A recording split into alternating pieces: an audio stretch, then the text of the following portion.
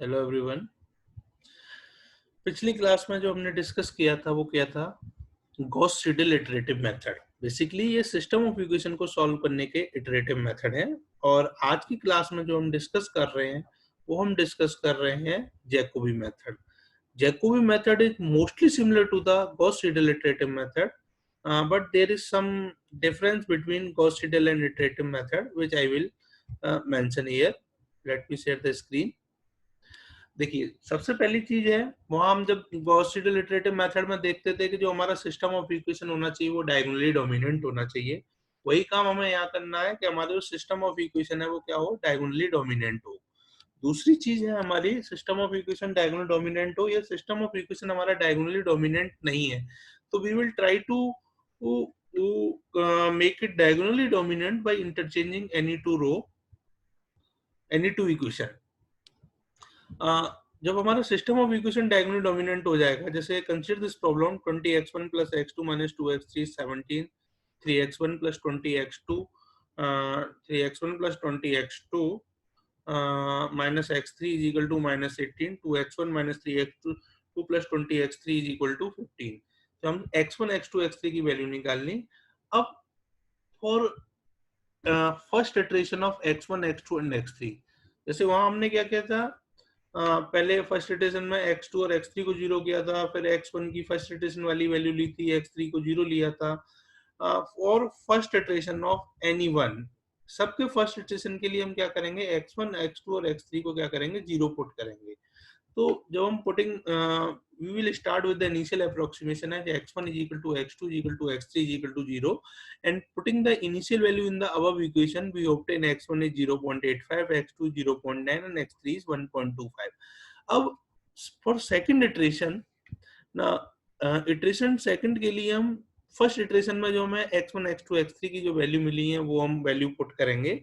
तो हमें putting the values obtained in the first iteration in the above equation, we will obtain x1 is 1.02, x2 is minus 0.965 and x3 is 1.3525। Now for iteration 3, putting the values obtained in the second iteration in the above equation, we obtain x1 is 1.0012, x2 is minus 1.0015 and x3 is 1.0033।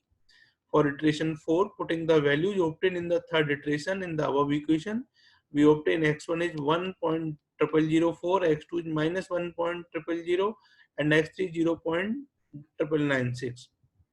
And putting the value for iteration 5, putting the value obtained in the fourth iteration, हमें ये देखना है कि हमारी value जहां हमारी near about value मिल जाए। देखो x1 x2 तो x1 या x1 थर्ड इटरेशन में 1.0012 है, फोर्थ इटरेशन में 1.004 है, x2 माइनस 1.0015 माइनस 1.00 और x3 क्या 1.0033 है, 0.996। तो अभी कोई मिसमैच हो रहा है।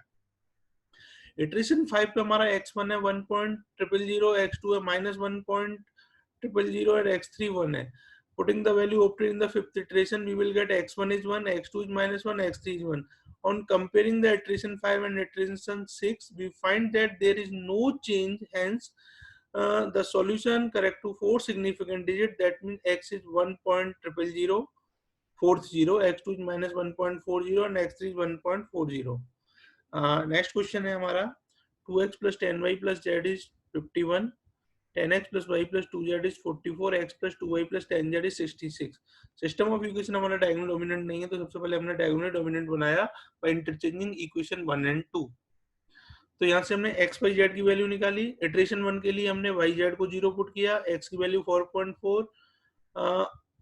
इसको हम सॉल्व कर रहे हैं, बेसिकली गॉस सीडल से सॉल्व कर रहे हैं इसको। यदि हम इसको जैकोबी से सॉल्व, यहाँ हमने जो इसको सॉल्व किया वो बेसिकली गॉस सीडल से सॉल्व किया, जैकोबी से सॉल्व करेंगे तो for first iteration of x y z we will put x y and z is equal to 0, we will obtain the value of x y and z।